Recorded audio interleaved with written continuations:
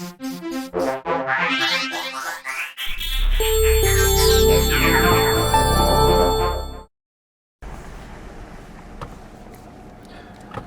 26th of May and I'm privileged enough to be one of the first journalists in the world to drive the new 300 series Landcruiser. Now I've learned a lot about the vehicle today, not as much as we'd like, but in this video I'm going to put everything I've learned today into it and give you the best idea of what this vehicle is and how it compares against the 200 series cruiser. So there's a lot of detail in this video, and that's why I've put links in the description so you can jump to the parts which are of most interest to you. And because there's a lot of detail and this information is moving quickly, I've also put a blog post on my website which will be there for clarifications and additions. Now a quick intro for those of you unfamiliar with the 200 series, and it is Toyota's flagship four-wheel drive. It is large, big, heavy, and it is designed for towing, rough terrain, and as something of a workhorse. So I want to tell you a bit about the test itself. It was in May. Only 6 Australian journalists were there and I was one of them, and it was at the Anglesey Proving Ground. Now when we got there we had to surrender all of our mobile phones, all electronics, all cameras, and the only thing we could use was a pen and paper, which for me was, you know, I wrote more that day I think than in the previous 2 decades. Anyway, we were taken out to this shed, which is this one here, and there was a 200 series and there was a vehicle which had a black sort of cloth over it, which I have reproduced here quite accurately, as you can see.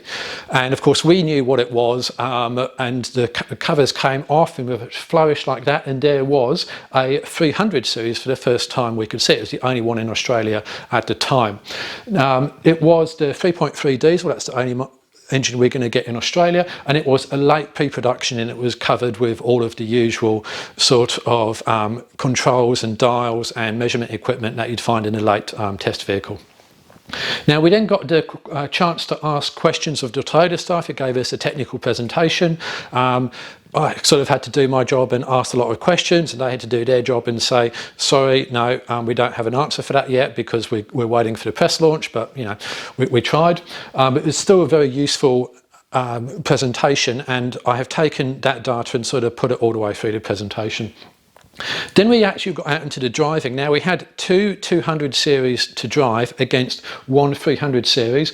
We went, we did bitumen, we did towing, dirt, and a low range hill. So that was great to be able to do back to back there. Now here's the actual ground itself. So the 120 km/h high speed loop is this one in red here.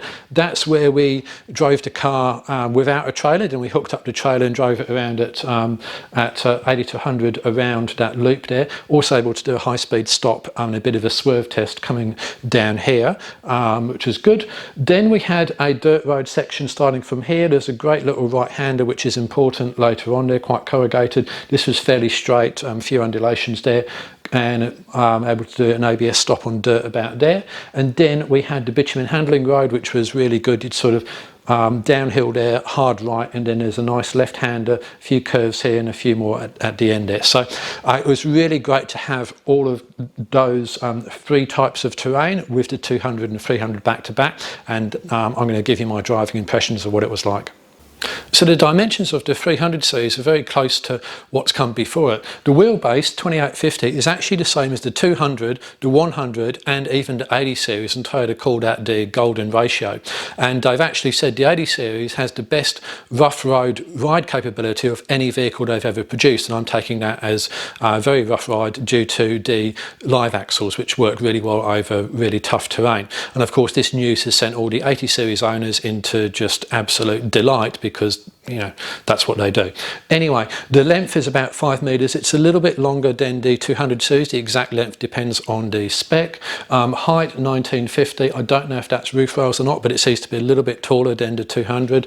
And the width 1980 or 1990, depending if it's a GR Sport, which has obviously got those flares as well. So again, it's just a fraction larger than the 200 series. Now approach and departure angle is very similar to the 200 series. Interestingly, 32 degrees for all specs apart from the ZX, which is only 24 degrees, so there's obviously something hanging off the front there. It's 25 degrees departure for the rest of the range, again similar to the 200. Now we do know a little about the weight, and what we know so far is good news, but not as good news as we'd hoped. The GVM is lower than the 200 series, which was 3350 for the later models, but the good news is the tare weight, the unladen weight, has decreased. Now that has given us a payload increase. The 200 series was 610, 710 kilograms. The LC300 is between 700 and 810, so that's another reason to go for the lower spec GX model.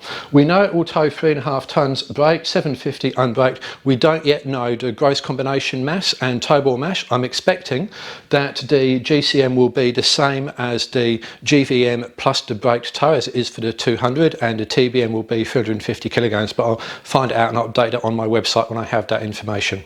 So what this means is that I think that you're still going to run out of payload on a 300 series because it's a large vehicle. That's still not a lot of payload, but it is better than the 200 series, which is a welcome improvement. Now I want to talk about a really interesting concept called Landcrewness, which Toyota introduced us to. And you go, okay, so what actually is Landcrewness? Well, it is the concept that the vehicle has to be robust and reliable first and foremost.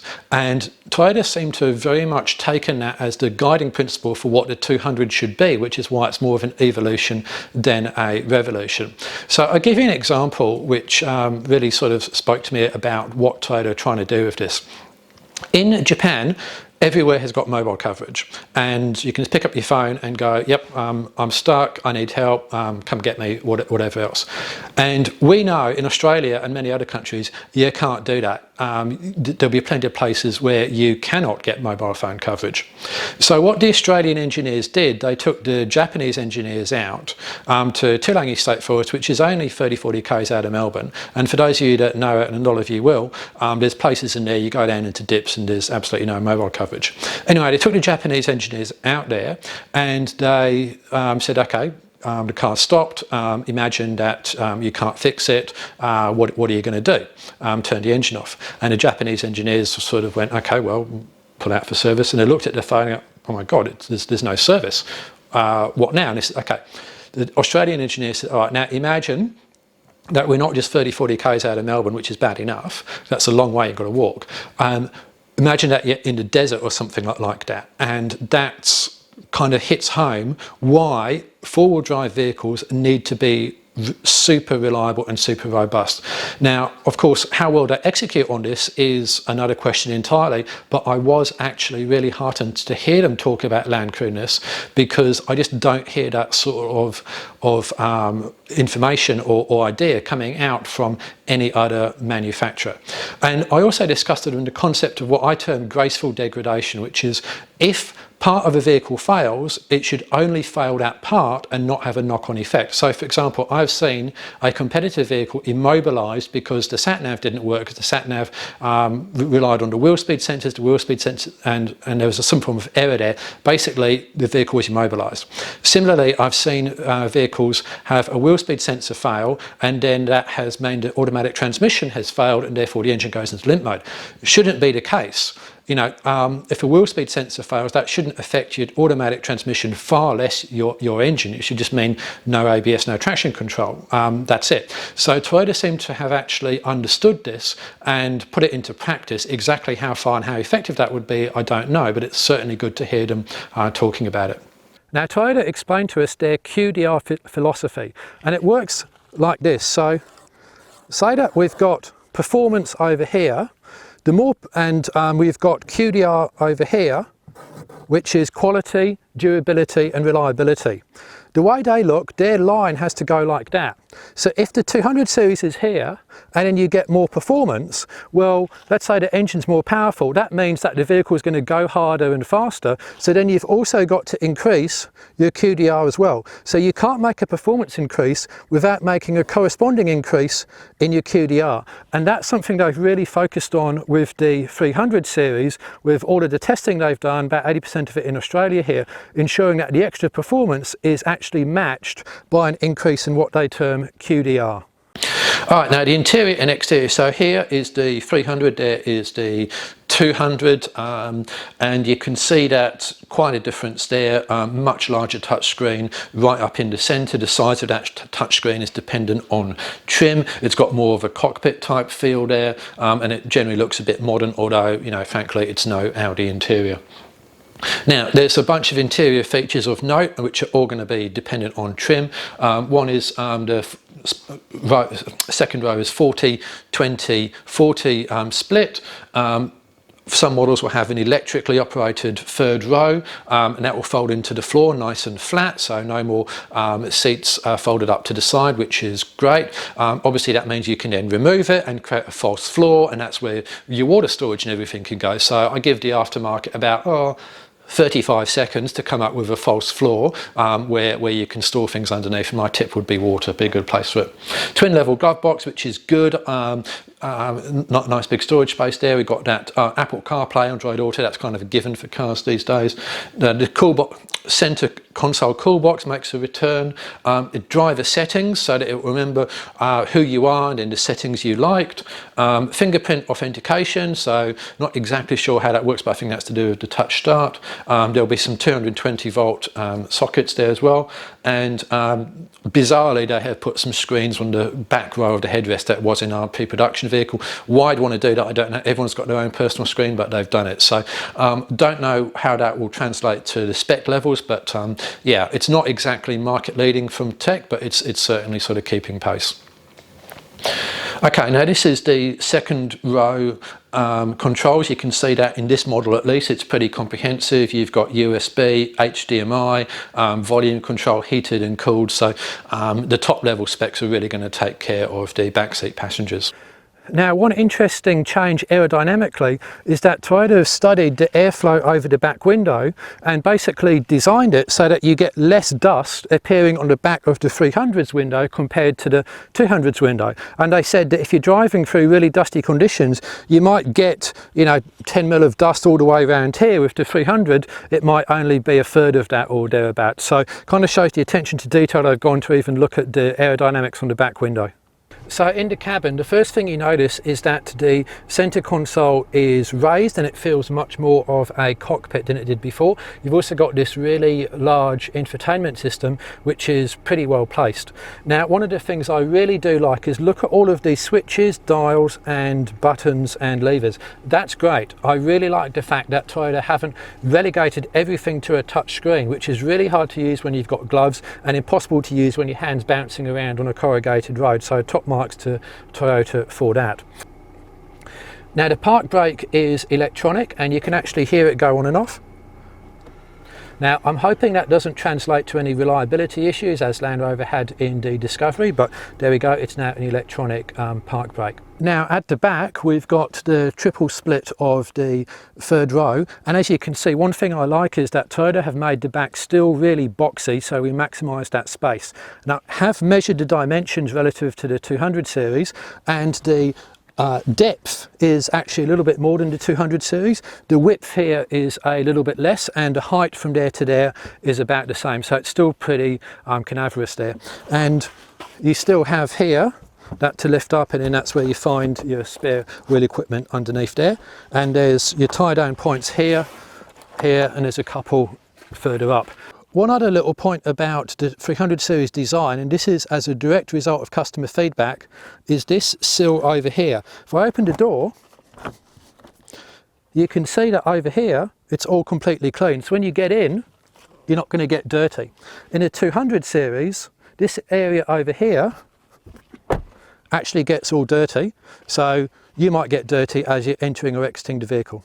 So now a brief rundown of the models and pricing. So it starts off with the GX for just under $90,000. Key points on that: it runs 17-inch rims, it's got crawl control, and all 300s have the tow wiring built in. It's got AEB, autonomous emergency braking, and it's got LED headlights. I'll explain those in the safety feature.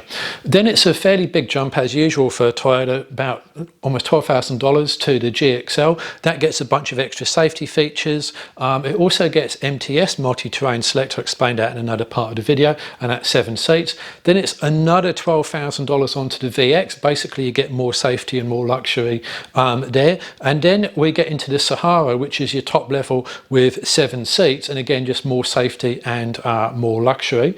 Now then we've got two top models, which are the GR Sport and the Sahara ZX there. Now the GR Sport has all of the off-road features which are pretty much unique to it, so lockers, E-KDSS, AVS, VDIM, etc. I'll explain those in another part. The Sahara ZX is more focused on even more luxury and safety, but it does have an LSD in the back. So out of this lot, my recommendation would be to look at the GX. I think if you take a GX, you put a suspension lift in it and decent tyres, it will get you anywhere you need to go into Australia, and I do think that the aftermarket will bring out some lockers for it pretty quickly. The extra stuff on GR Sport is nice, but personally I couldn't justify the money for it, and I don't think it's going to be needed for the average off-road tourer or tower. Now to give you an idea of relative cost, so let's put this graph together. So there's the GX, and you can see there's substantial price premiums to get to the higher spec levels, but that's really kind of a personal choice. And I said on my website I do have this table in detail, so you can't read it on the video, I know that. Jump across to the website and browse it at your leisure. Let's talk about the chassis now. And yeah, okay, why have I got a Lotus Elise here? Well, because 25 years ago, this car was revolutionary for a number of different reasons, but one was it actually started to use glue to put the chassis together, not welding. And that's kind of what has also been done of the 200 series to some degree. They have got structural adhesives over here for the chassis. There's a bunch of other things they've done to try and get the weight down. So the body on frame, now I asked about this and said, why didn't you go to a monocoque? If you're that concerned about weight saving, why not a monocoque? And I said, look, we did not feel we could meet the rough road targets unless we go to a body on frame. Now, possibly some other engineers would debate that, possibly they wouldn't, but that's what they said. The other thing is that Toyota often talked about customer feedback, and I know the customers would not trust a monocoque. Now, whether that's right or wrong, and you know, I have an open mind on this depending on how the monocoque is designed, that's why they've stuck with a body on frame, which is heavier than a monocoque, but nevertheless that's their view. Now they've also swapped to aluminium panels, which are for the easily replaceable parts anyway, which again is a significant weight saving. There's new welding and obviously the narrower tyres and wheels. They're the same diameter, I'm going to come to that later on, but they are narrower. And the tailgate is one piece. Now that's actually done to save weight as well compared to a two-piece. And the overall result is a stiffer and a lighter chassis. I don't know how much by, we do know the overall weight saving though, and that's in the order of 100 to 200 kilograms depending on the model you're comparing it with on the 200 series. Okay, now let's talk about the engines. Now there's actually 3 engines. There's a 4-litre petrol with a 6-speed automatic. There's a 3.5 litre petrol with a 10-speed automatic, and the 0 to 100 on that is 6.7 seconds, I'm told. And there is the 3.3 litre diesel, 227 kilowatts, 700 newton meters, 10-speed automatic, and that's the one we're going to get in Australia. Now there's been a lot of chatter about this engine, so there's a couple of things I want to run through about it. Now first of all, the car is quicker. So I did some really basic tests, 0 to 100 up a slight incline. The 200 took 12 seconds to do that. The 300 took 10 seconds. Now that was up an incline, there was extra people in it, so it's not the actual proper figures would be lower than that, but nevertheless it is quicker. Now that's a function of more power, more gear ratios, and also lighter weight. That's why the 300 accelerates better. It does have a DPF burn button, or at least that car that we were driving did, and it does have an idle up, which is nice. Now I didn't see if it had AdBlue or not. Sorry about that. I'm going to and that was one of the questions I asked, and it was I can't tell you that. Now this is the one area where I can see the LC300's gone backwards from the 200, and that's range.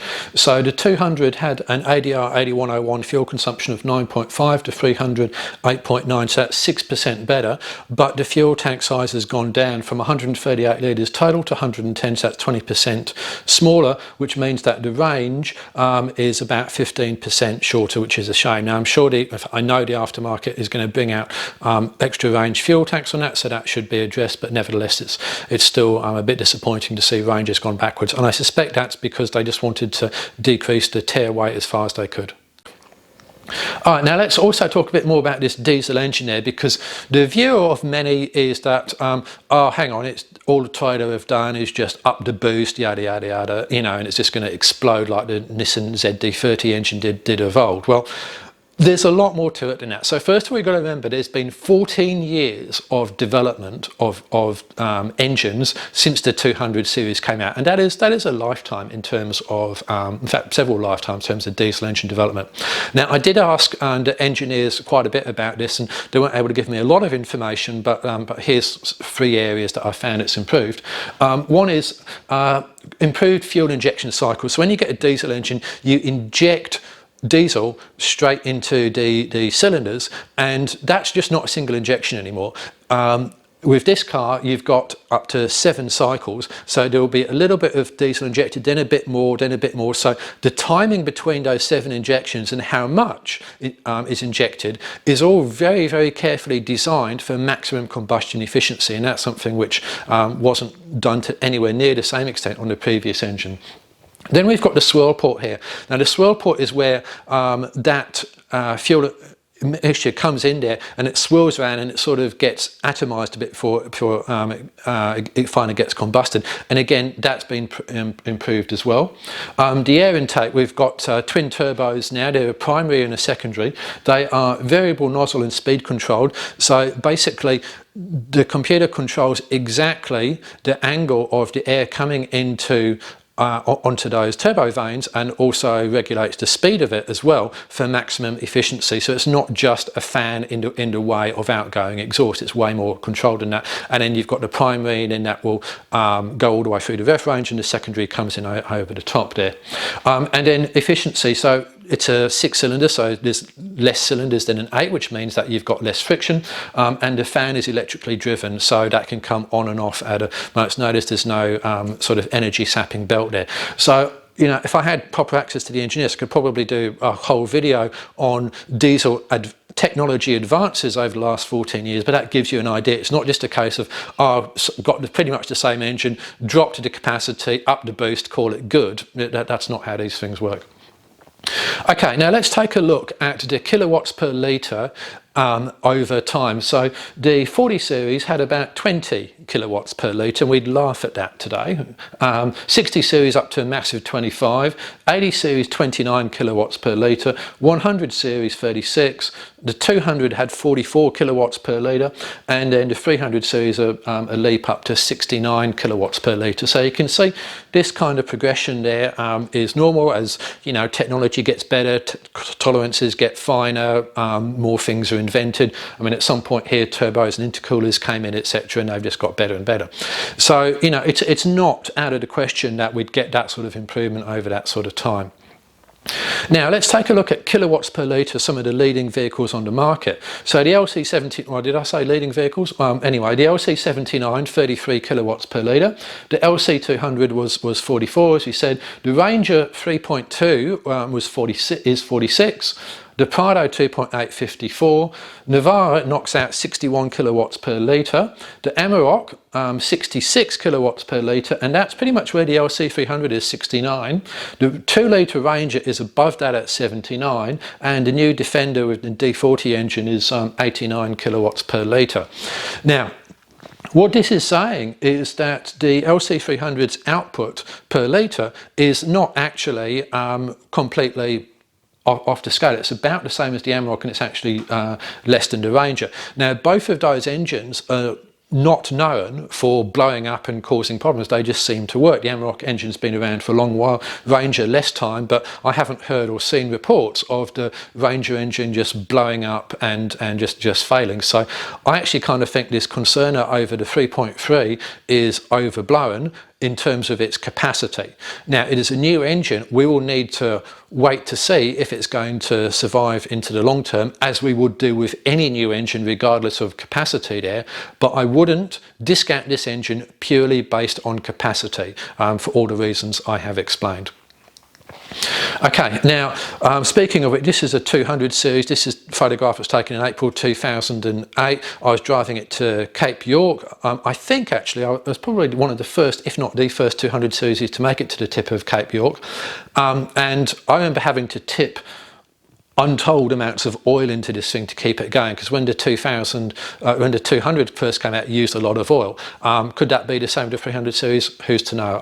I don't know. But again, that was a 4.5 litre engine, and no one complained that was too small. So the reliability of an engine is not contingent on its capacity. That's old school thinking. Now, the petrol engine does have twin air intakes. Why? I don't know. Didn't actually get to see a photograph of it at the time, so didn't ask the questions. That will have to wait for another time. Diesel engine, single air intake, which is nice. Now, the engine weight and distribution, they've lowered it by 28 millimeters and moved it 70 millimeters back. This is actually a good thing because it centralizes and lowers the weight. However, it doesn't seem to have any effect on ground clearance, which is why I'm all for it. And they have been careful to seal everything that needs to be sealed. The wading depth on the vehicle is 700 mil, which is not class leading, but it's okay. Now, the weight distribution is 46.5, 53.5 there. Please do not think that the perfect should be 50-50. It's not. That's not perfect at all. It's not perfect for sports cars at all, and it's certainly not perfect for any form of four-wheel drive. So the main thing is that weight is starting to be centralized, which is good. And let's talk about the transmission now. So here's the previous one, 6 speeds, and then we've got 10 speeds here. You can see that that first gear is significantly lower on the 10 speed than the 6 speed, which is good. And over here we've got second gear about equivalent to third gear, and that's really noticeable when you pull away, because with the 200 series you notice the car sort of pull up and then the turbos will kick in and it will get going. With the 300 series it's like on it straight away, and again that's due to lighter weight, closer gear ratios as you can see here, and of course more power. And then we've got a taller gear, so 10th is completely above 6th gear there, and 9th there as well. So the gear ratios much more to play with there. Now, this also means that the engine can be optimized for a smaller rev range, which is great, because the more gears you've got, the more it stays in the ideal rev range for torque and power, and therefore it can be optimized better. So you kind of get this virtuous circle of efficiency and optimization. Now, at cruise, I don't know what speed this is, but I think, let's say it's maybe 100. The 6 speed is doing 2010, and we're dropping 400 there, so it's even quieter there. And of course it can drop down, 2 gear ratios if needed to overtake. Now, there's a whole bunch of things we're going to talk about in the cabin for driving. The first one is the shifter. Now, it has gone from a maximum select system to a gear select system. What I mean by that is this. When previously in the 200 series you selected gear 4, you weren't necessarily in gear 4. The system would use gears 1, 2, 3 and 4, and when you selected 5 it would use 1, 2, 3, 4 and 5. It just wouldn't use top gear 6. With this one it's gone the way pretty much every other kind of car manufacturer does it. When you select gear 4 you are in gear 4, and it won't use 3, 2 or 1 unless you slow down so much it isn't. It is forced to do that. Now also, when you do select a gear and you accelerate, it will then bounce off the rev limiter. It won't automatically up change a gear either. So let's talk about suspension. Now, the basics are the same as the 200 series, which is independent front, rear live, coils and sway bars with E-KDSS. We'll come on to that in a moment there. And I said, well, why didn't you go for an independent rear suspension? It handles better and it's lighter, you want to save weight. And I said, well, we don't feel that we could meet the rough road targets and durability targets with an independent rear suspension. And obviously I think Nissan would probably disagree with that, as would others, but that was their view. They also felt that the live axle handled better due to a different roll centre of gravity compared to an independent. So that's an interesting point. I might do another video on that later on. Now, the shock absorbers or the dampers, which have changed with the 200 series, they're angled inboard quite sharply. With the 300 series, they're more vertically oriented. Now, this is better. The reason is because as the wheel goes up and down, let's say the wheel goes up and down by 20 millimeters, that's closer to 20 millimeters of travel through the shock and back the other way. It's more linear, as opposed to this where it might go up by 20 millimeters and you've got a smaller distance there, and it's just not as linear. So because of that change, that makes the suspension easier to tune, and there might be some packaging improvements there as well, so you get more space in between the two. So that's what they've done there. Now, there's something called AVS, or adaptive variable suspension. This is not new. This has been around in Toyota cars for a while, including in the Prado. That is a system which individually controls the damping of each shock absorber or damper according to the conditions. Now, it does that computer controlled instantly, dynamically, as you are driving along there, stiffening it and loosening it. It's not the same as E-KDSS. It's a separate system to that. So the 300 series has something called E-KDSS, which is the electronic kinetic dynamic suspension system. Now, it sounds very similar to what was in the 200 series, but actually it's quite different, even if the objective is the same. Now, to understand how KDSS works, we've got to understand a bit about car dynamics and sway bars. Now, when a vehicle goes around a corner, such as this GU Patrol, there is a weight shift onto the outside wheel and off the inside wheel. Now, one of the functions of grip is weight. The more weight you put on a wheel, the greater the grip, and the less weight, the less grip. So what's happening here is, because we've got a weight shift onto this wheel, you can see the tyre starting to flatten there, then we've got a grip increase and we've got a grip decrease there. Now, the grip increase here is less than the grip decrease there, so you've got a net effect of grip reduction, and you've also got potentially the vehicle could roll, the occupants get queasy, etc. So you want to minimise the body roll as far as you possibly can, and you do that by having something called a sway bar, which is represented in red here and blue here, and that's basically a bit of metal which connects the front wheels like that and prevents them swaying. That metal can just flex a little bit to allow a bit of roll, but not too much. And that's ideal for on-road handling at high speed, but it's bad for off-road handling at low speed, because you want these wheels to flex relative to each other as smoothly and independently as you can. So you kind of, as ever with vehicle design and four-wheel drives, what works on-road doesn't work off-road. It's kind of diametrically opposed. So the solution for KDSS is this. You can see the sway bar here, this rod here in effect and that rod there, that's actually locked out. That's a solid bit of metal there in effect here and here. And over here, it can change height. You can see this one's fully extended and this one's fully compressed there. So that means that the sway bar can sort of go like that a bit and allow that wheel to move more independently and to move more freely. Now, in low range, the sway bars completely disconnect, and even at relatively high speeds in a straight line they might disconnect and they'll reconnect for cornering. There's no driver control over this, it happens automatically. Now, Toyota do claim that there's an extra 30mm of suspension travel on the 300 series claimed to the 200 series, as per this graphic, although that's way more than 30mm. Now, the main advantage of an E-KDSS system, regardless of whether it's the old one or the new one, is the fact that when you're off-road, you might get a bit more travel compared to it as if you didn't have that KDSS system, but the main advantage is that the tyres or the wheels can actually move up and down more freely. Now, if they can move up and down more freely, there's going to be less bouncing and less body roll, and if there's less body roll and less bouncing off-road at low speeds and low range, then you're going to get more traction.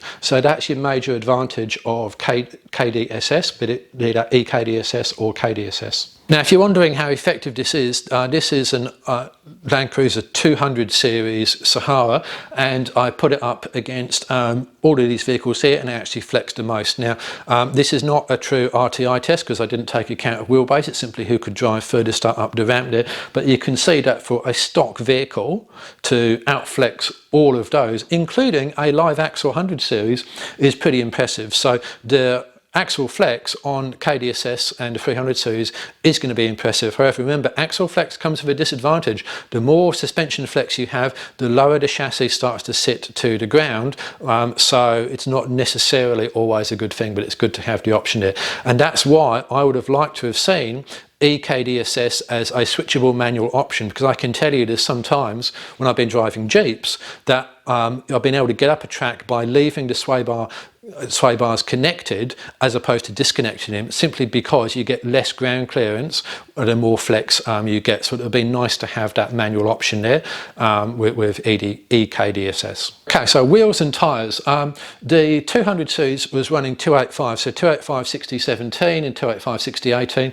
There are 3 stock tyres for the 300 series. They're all the same diameter as before, overall diameter of 800mm, give or take take a couple, 31.5 inches, and the GR Sport, as I said, is on 18s, which I think is a bad move. It really should be on 17s.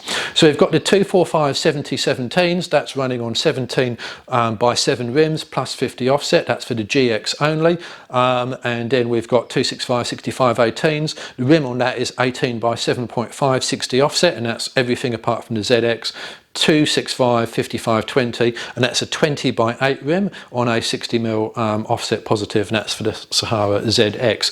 Now, because the engine and the weights are pretty much all the same, I strongly suspect you'll be able to pull 17s off the GX and put them onto the Sahara ZX, which is frankly what Toyota should do in the first place, and then save yourself a bit of weight and have yourself a much higher profile for off-roading. And I don't think you're really going to notice any on-road handling difference either. Another change is a 6-stud pattern as opposed to a 5-stud pattern, so all of the 200 series wheels are not going to fit. So at the front we've got a Toyota designed bull bar. Now interestingly, the whole vehicle is designed right from the get-go with the anticipation that a bull bar will be fitted, and this has passed all the safety tests. It's an alloy bar, and it also has, as you can see here, a recessed winch mount. Now underneath here we've got recovery points. These will be available as an accessory. Not quite clear at this point whether or not there'll be any form of standard recovery points, but there will be twin recovery points you see here as a Toyota Fit accessory. Now, asked about the cooling here. The vehicle is actually designed to have a pair of spotlights and not restrict and not affect the cooling too much. In other words, there's a margin built in to its cooling to allow spotlights to go over the front of the grille. So driving impressions then. Now, first up is going to be the high-speed circuit. We're doing 120 k's around that, and the first thing you notice as soon as you pull away is that the vehicle accelerates quicker. Now, there's a number of reasons for that. 1, more power. 2, lighter weight. 3, better gear ratios or closer gear ratios, and also probably a quicker shifting transmission, but that's instantly noticeable. Also noticeable is the fact it's quieter, and another difference is the smoothness of the pull away. With the 200, you sort of pull away and then the turbos come on and then the vehicle starts to go. With the 300, it's all really smooth, seamless, and definitely quieter. So that's your big difference. Now, once we're actually up to speed, I didn't really find a lot of difference between the 200 and the 300. In fact, if anything, I'm actually preferred the ride of the 200. Now, the reason I think was, and I'm going to come back onto this, our 300 series had a bull bar and winch fitted, and I don't think it had the suspension tuned accordingly for that, because when I get to the dirt road stuff, I found that the pitch sensitivity was similar to a 200 I've driven with a bull bar and winch without modified suspension to suit compensating for that extra weight over the front. Handling was the same. I smashed on the brakes from 120 k's, and as you'd expect from any modern vehicle, it just pulled up fine. The ABS worked to no issue. There'd be a shock if it was anything else. Okay, then we went to the handling road. So this was that bit where we'd sort of accelerate, go around a corner, and it was really kind of a twisty country road simulation. There we could definitely notice the power was improved, accelerating out of those corners, which was great. The shifting was better. It tended to be in a better gear compared to the 200 series there. The braking was a bit more assured, because when you hit the brakes in the 300 series, it would go down to gears very nicely, and whereas the 200 didn't do that as well. And of course, the gear ratios are further apart on the 200, so it felt a little bit better there. And it was stable and quick. But there wasn't a massive leap, or in fact really much noticeable difference once you got into sort of directional changes between the two vehicles there. Both of them, if you slow up traffic in a 200 series, you've really got to learn how to drive. The 300 series is fractionally better in many respects, and definitely a car which is enjoyable to drive, although it is no sports car. Now for dirt road driving.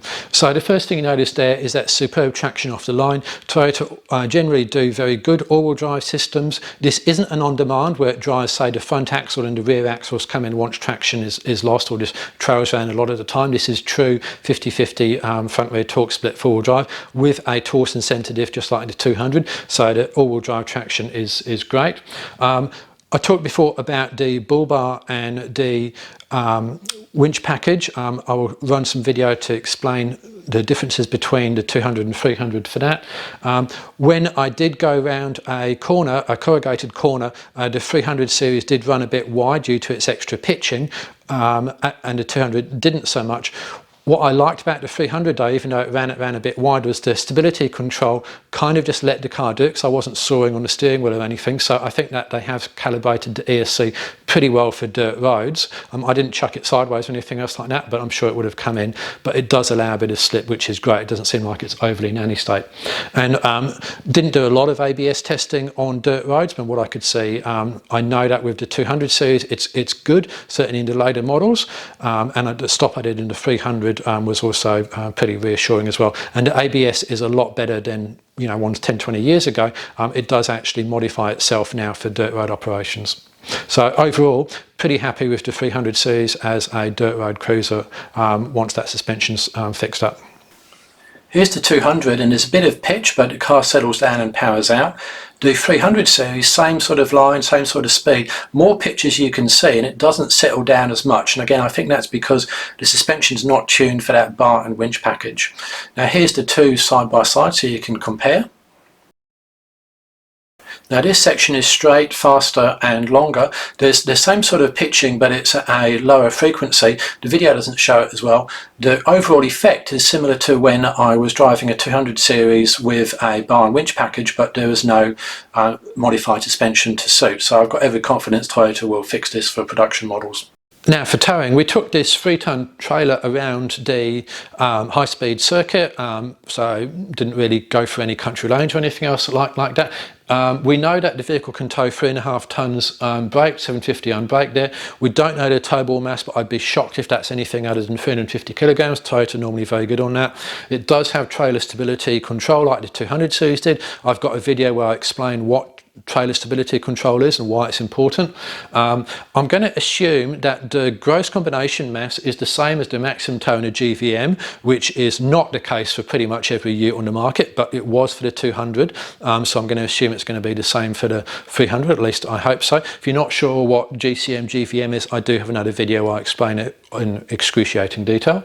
Now, because we've got a greater payload here, the weight should be better. So in other words, we shouldn't run out of payload quite as quickly as we did in the 200, but because it is a slightly lighter vehicle, that means it's, you know, all else being equal, you want your tow vehicles to be heavy. It's slightly inferior to the 200 because it is slightly lighter.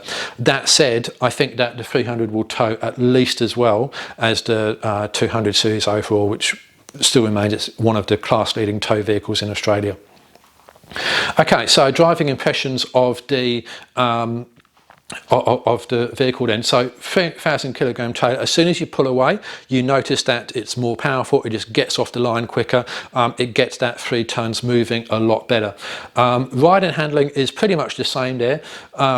Compared to the 200 once the thing is underway. I would prefer stiffer suspension. If you look at the video there, you can see that the vehicle is actually pitched up a little bit, which is not ideal, obviously, and I don't even think we're at full towing capacity there, let alone much weight in the back. So yeah, I would want stiffer suspension, but based on what I saw there, I think that the 300 will be at least as good as the 200 for towing, so no concerns whatsoever at this point. So let's take a look at the 300 series off-road systems now. So starting off with brake traction control, if you're not sure what that is, I've got a video explaining exactly what it is. Now that's been improved as you'd expect over the 200 series. It was already very, very good on the 200. I think it's now even better, having had a chance to see it against the 200 versus 300 in action. We've got AVS, which I explained in the suspension system. That's adaptive variable suspension. A variable ESC and ABS, so on dirt roads, off-road, the ESC and ABS, in fact the electronics, detect you're on a dirt road and recalibrate themselves automatically. We've got all-wheel drive, 50-50 front rear torque split, Torsen centre diff, lockable centre diff on all models, which is great. Really happy to see that, because I'm just a bit over car makers not locking the centre diff and then running into problems on hills, so good that they've kept that. Low range of course, and with the low range, you don't have to have your centre diff locked as well, which is great. It's got DAC and GRC, that's downhill assist control and gradient release control. I'll explain those in a moment. Twin cross-axle lockers on some grades, at the moment only the GR Sport. MTM, multi-terrain monitor, get to that in a second. MTS, multi-terrain select, again I'll explain that one, that's the adaptive terrain system. Turn assist, we'll get to that as well. E-KDSS is in the suspension bit, and crawl control. Now, not all features are available on all trim levels. So this is MTS, or multi-terrain select, which is Toyota's adaptive terrain system. So that's a system which reconfigures the vehicle appropriate for different types of terrains like dirt, sand, mud, deep snow and rock, etc. Now by reconfigure, what I mean is it changes things such as the throttle sensitivity. So for example, on rock, you might want a very slow throttle response because you're bouncing around a bit, so it's quite doughy there. On sand, you typically want a very quick throttle response because you need a lot of power very quickly, so that's one change there. BTC, brake traction control, that's TRC and Toyota speak. In rock, you want that as tightened up as you possibly can so that it absolutely minimises wheel slip, whereas in sand, then you actually want to allow a bit of wheel slip there, so you're going to desensitize that. Shift points for things like mud, then you might want to, if it's shallow mud, shift up very, very early to minimize wheel spin, whereas in rock you really want to hang on to the gears. So that's the way these adaptive systems work. Now, in the 300 series, there's a couple of changes compared to the 200 series. One is I think that they've simplified, in my mind, they've simplified some of the settings there, which is good, and it's now available in high range as well as low range, which is good. And there's also an auto setting. Now what that means is that the vehicle will actually detect what sort of terrain it's on, and Toyota won't tell me exactly how, but I'm going to take an educated guess, and it will detect what terrain it is on and then select one of these modes. Now I think it would detect the terrain by doing things such as looking at the gradient, looking at the amount of engine torque required to move the vehicle at a given speed, etc., and it would figure it out accordingly. Now, I didn't have a lot of chance to play with these settings. Toyota say that the differences between, let's say, dirt, sand, etc., are increased. I would agree with that as well. I just need another, test of the vehicle to properly put that bit through its paces. Now this is where things start to get a bit confusing, because the adaptive terrain system, that's all of your off-road modes. Your on-road drive modes are Eco, Normal, Comfort, Sports and Sports Plus. And if you're thinking, oh, and let's not forget there's a custom one, you can sort of take components of each one and then create your own out of the lot, just in case that's not enough. Now if you're thinking that's a lot of driving modes, do we really need that many? Well, my view is no, you don't. And every Toyota or Lexus I've had with all of these things there, you just end up just using really just normal, and that's about it. I drove the car in normal, and let me tell you, it hustled along just fine, wasn't any issue with that. I think all of this is massive, complicated overkill, but you know, that's the way the vehicle is designed. Now we're still not done with Toyota's electronic driving modes. There's something called VDIM, which is Vehicle Integrated Dynamics Management. Now that's made up of a series of technologies. One is stability, which is controlled by ESC or VSC in Toyota speak, Vehicle Stability Control. The suspension is AVS and E-KDSS, explained elsewhere. Traction control is TRC in Toyota speak. Steering, electronic power steering, and a variety of technologies for braking. Now you put all of those together and that is VDIM. Now what's the difference between VDIM and these technologies working independently? Well, VDIM is more about proactively ensuring that the car is doing what the driver wants, as opposed to reactively doing what it wants. So it's, for example, if you're going to hook into a turn, VDIM will already be starting to ensure that the car is going around a turn as the driver intends, as opposed to waiting for it to get slightly out of line and then reacting.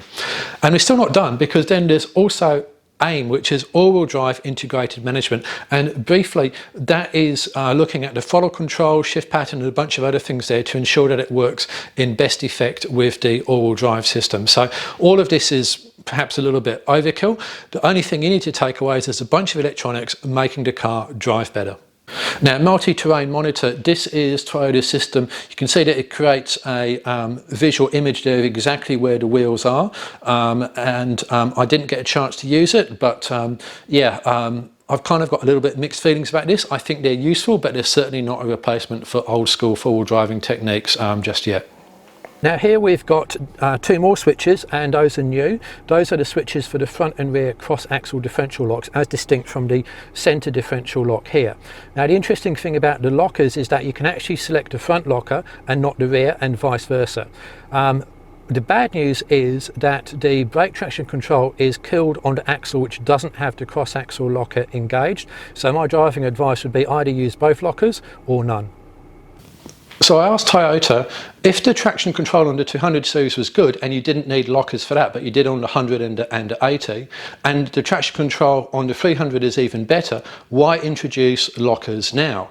And they said, well, the answer is customer feedback. Customers wanted it, which was interesting, rather than saying, okay, we felt that we needed to do it from an engineering perspective in order to meet the targets, as they answered me with the body on frame question, monocoque and various other things. Now crawl control is improved. Now that's Toyota's system for taking your feet off the pedals and the car drives itself. All you need to do is steer and pick a line. Now back in the early days of the 200 there were 3 settings, there's now 5 settings on later model 200s, and there's 5 settings on the 300 as well. And you can also now drive through it. So before, as soon as you touched crawl control, that it's disconnected. Now you can accelerate, brake, and once you've taken your feet off the pedals, the vehicle will return back to what it was doing, and I think that's a usability improvement. It's way smoother. With the 200 series, setting 1 was just unusable. It was just so bouncy and noisy, it just felt awful, and it actually destabilizes the car because it's bouncing so much. With the 300, that's gone away. It's actually usable now, which is great, and it's actually more effective than humans. So I have had, and I'm going to run the clip, a Prado on a hill, and I couldn't drive up the hill, a cross-axled hill, but with crawl control the car got itself up there. So why was that the case? Well, the answer is that when a human operates the accelerator, the computers controlling the traction control don't know what that human's going to do. They've got to wait and react. And whereas when the computer is operating the throttle with crawl control, then the computers operating the traction control know exactly what the computer operating the throttle is going to do, so that it's more effective. So in other words, traction control is more effective in crawl control than when a human is doing it, and that's why crawl control can get you out of situations you cannot drive out of. And if that doesn't sound like fun, well, yeah, I agree with you, it is removing the driver, but that's the way it is. You can't uninvent technology. Now, crawl control also incorporates DAC, downhill assist control. That's Toyota's hill descent control system. Individually brakes wheels to maintain a set speed coming downhill. Very, very effective in the 200 series, more so in the 300. It's really impressive. And then there's something called gradient release control, which is new on the 300 series. This vehicle also has GRC, or gradient release control. So that is when you actually on a hill and you take your foot off the brake, instead of the vehicle just rolling down the hill fast and then getting to its set speed and then the brakes are applied, it actually smoothly releases the brakes and slowly gathers speed up to its set speed as per crawl control. And we've also got turn assist here. Now that is the system where the vehicle will brake or literally skid steer an inside wheel to get round a corner. That only works in low range. The good news is now that it will work with the centre diff locked, and it does significantly tighten the turning circle. In the 200 series it only worked with the centre diff unlocked and with crawl control, so it's a little bit easier to use now. That's going to be a bonus when you're in tight tracks like, you know, high country switchbacks or something like that. So pretty pleased to have that, and this is kind of symptomatic of the way that Toyota have actually improved the usability of the 200 series, which to be honest wasn't great in many ways, and they've improved it a lot in the 300 series. And this set of photographs here shows a 200 series I had on test with the turning circle, centre diff locked, unlocked, and then centre diff unlocked with turn assist happening. So you can see it makes a bit of a difference there, and I expect that the same proportions would be true of the 300 series as well. Now in this comparison it seems to me that the 300 is locking its wheels more into 200, so I guess maybe it turns tighter than the 200's turn assist. So driving impressions in low range off-road then, and we had these hills here. We could take the 200 and the 300 up and down. This one was really rutted and also a little bit slippery, and that was fantastic, because if you're going to evaluate an off-road vehicle, you don't do it just by driving up and down hills with no wheel spin. You need to get wheels in the air, you need ruts, you need the vehicle to struggle so you can actually see how good it is. So it's good that we had the chance to be able to do that, particularly back to back with the 200 series. So thank you, Toyota. Now here's my impressions. First one is the brake traction control is improved. It was already one of the best on the market with the 200 series. It's better again with the 300 series, which is just fantastic. Cruise control DAC is better and smoother. With the 200 series, the first setting was just unusable. It was so rough and awful, you didn't want to use it. With the 300 series, it's usable and it's smooth all the way through, and I think it's actually noticeably better as well. And also with cruise control, you can drive through it. So if you have cruise control on, you can accelerate or brake, and then you can do whatever you want. You take your feet back off the pedals, and then that will bring cruise control back into whatever it was doing. It won't cancel cruise control out. Now, at one point, cruise control gave up on me. So there was this really rutted bit that I've talked about, and the car, the 300 or the Turner for that matter, would not go up that unless you just threw it at the hill. So I thought, okay, let's go up a bit slower, but let's see if cruise control will do it, because cruise control's got pretty amazing traction control calibration. So I put it onto setting 5 in the 300, and it was going up, and I really thought it would make it, and the people watching thought it would make it as well, but all of a sudden the car just went, nah, not having it, and then just stopped down to back it back down the hill. So I asked the engineers about that, and they said, oh, that's just a fault, it's on a pre-production car. And I accepted that will be fixed in production, because the 200s that I've tested with cruise control in extreme situations haven't had that problem. But yeah, cruise control is improved. Everything is more usable. You know, the switches are easier, it's less confusing, you don't need to disengage the centre diff lock to use turn assist, for example. It's just a more usable vehicle, which is great, although the 200 series was, you know, that's coming off a low base. The twin lockers, great to see them, but obviously they're only on the GR Sport, at least for the moment, which is unfortunate. They are annoyingly slow to come in and out, I have to say, but nevertheless they are there. Interestingly, you can select the front locker without selecting the rear locker, which is really unusual. I don't think I've ever seen a production car where you can do that before. Maybe that was a pre-prod thing. Now, I also asked Centro to say that when a locker is engaged, brake traction control is disabled on the other axle. I didn't independently verify that. It's disappointing if it is, but then again, if you've got twin lockers, if you're going to use one, you may as well use both. Now, overall, I would say without any shadow of a doubt, the LC300 is better than the 200 series off-road. The electronics are improved, it's more usable, there's more suspension flex, although more suspension flex isn't always a good thing there, and it's lighter, and the tyre diameter is the same, the clearance is the same. So yeah, overall, the 200 was great off-road, the 300 will be better, but it's not going to be a massive step change. It's going to be incrementally a bit better. Okay, so I look at safety now, and of course there's more acronyms. Have you had enough acronyms yet? Of course you haven't. So here's some more. PCS, pre-collision system, that is AEB, or autonomous emergency braking. That is meant to be a system which looks ahead, detects something you're going to potentially crash into, and applies the brakes so you don't crash into it, or if you do crash into it, you crash into it at a slower speed. The really important thing to remember is that it is not fail-safe. It may or may not work, so do not trust it yet. We're not at level 5 autonomous driving. Then we've got DRCC, dynamic radar cruise control. This is your adaptive cruise control, where you set a certain following distance behind the vehicle in front, and then the car will automatically maintain that. Lane trace assist, lane departure assist, fairly standard these days, helping you keep within lanes. AHS, AHB, this is actually a cool technology with LED lights. We'll get onto that in a moment. Adaptive high beam, road sign assist, again fairly common these days as well, and I expect it to have a 5-star safety system, although at this point it hasn't been ANCAP tested. Okay, so this is the AHS, AHB stuff.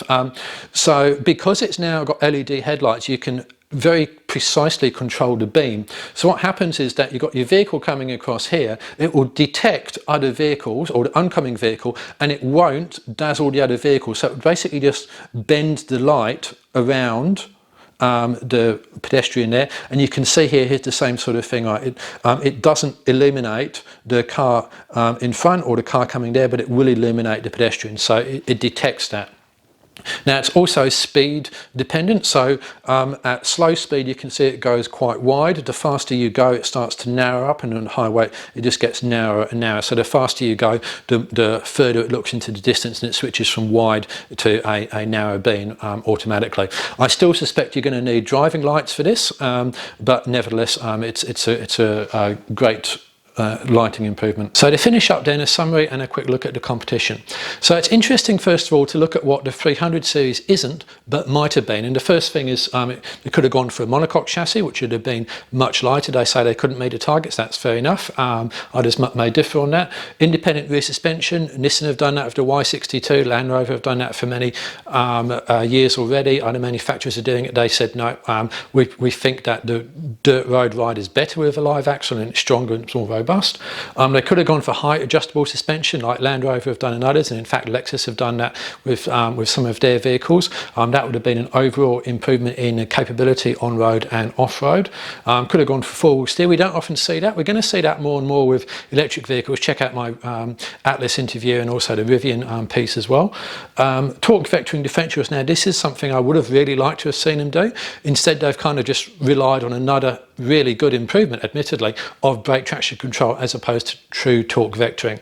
And then there's the hybrid question. So will the 300 series go hybrid? Now if you asked me a few months ago, I'd have said definitely yes, but Toyota has started to push out their targets for electrification from 2025 to 2030, and that's 9 years away, which is, you know, a substantial amount of the lifetime of what will be the 300 series, considering it's a 200 series development. So I'm not sure if we're ever going to see a 300 series hybrid. And of course the problem with going hybrid is that you massively increase weight, and then you've got to increase everything else. You get this sort of vicious circle. So I don't know if we'll see it or not. At some point we'll have to see some form of electric vehicle and off-roader, and maybe that will be a clean sheet design like Rivian or Atlas or something like that. All right, now my final three thoughts is, one, this is very much an evolution of the 200 series. There's no radical sort of jumps into the unknown, and I'm actually okay with that. You know, as a four-wheel driver, first and foremost, I want reliability, and then second, well, not even second, third, fourth or something like that, way down the track, I want leaps in technology. I only want technology that's not going to compromise absolute reliability and robustness, and that seems to be Toyota's ethos, so I'm going to give them a pass on not having the latest and greatest in here. Now, I think overall the 300 is a better vehicle in every way than the 200 series based on what I've seen so far. Now there's only two exceptions to that. One is the range, which I've talked about, fairly easily fixed with an aftermarket tank, and the tailgate. I prefer a split level tailgate. Many of my readers seem to as well, but you know, it's by no means a universal preference. It is somewhat subjective, and there's pros and cons of any given tailgate. And basically the 300 is one of the very few vehicles of this nature suited to heavy towing, off-road and rough road operations. There's really not much else out there. So let's just take a brief look at the competition then. So over here we've got luxury on-road vehicles, things like BMWs, Audis, etc. Now these actually have really good all-wheel drive systems, and they work very effectively in snow. As soon as you get into rocks, right, proper off-road stuff, they don't have the tyres, they don't have spare wheels, they don't have the articulation. They're just not really off-roaders, so they're not really a direct competitor. But from a tow point of perspective, you may well look at them, although beware of low tow bore masses on the European vehicles. Then we've got the Range Rover, which is great at towing, fantastic off-road, but really not in the same class for interior space and robustness sort of off-road engineering as the 300 series. So then you're thinking, okay, what about the large wagons? Well, the two Land Rovers over here, the Defender and the Discovery, I kind of don't really see them in the same market as the 300 anymore, unless we're talking on-road towing. I think that the 300's really kind of kept its focus on off-road and robustness, whereas both of these have become a little bit more gentrified and urbanised, and the tiny boot you've got in the Defender there is a crushing disappointment to me, compared with the fact that the 300 still is pretty boxy. As indeed is the Y62 Patrol, an old design now, but that is large, boxy. It's got a simple, powerful V8 engine here, independent suspension, lot to love about it, and I think it would very much keep up with the 300 series off-road. So that's the video. Hope you enjoyed it. If you've got any questions, please drop them into the comments and I'll do my best to answer them. Hope you like, subscribe, share, etc. I'm bound to say that as a YouTuber or whatever I'm called now. Thanks again, and hope to see you in the next video.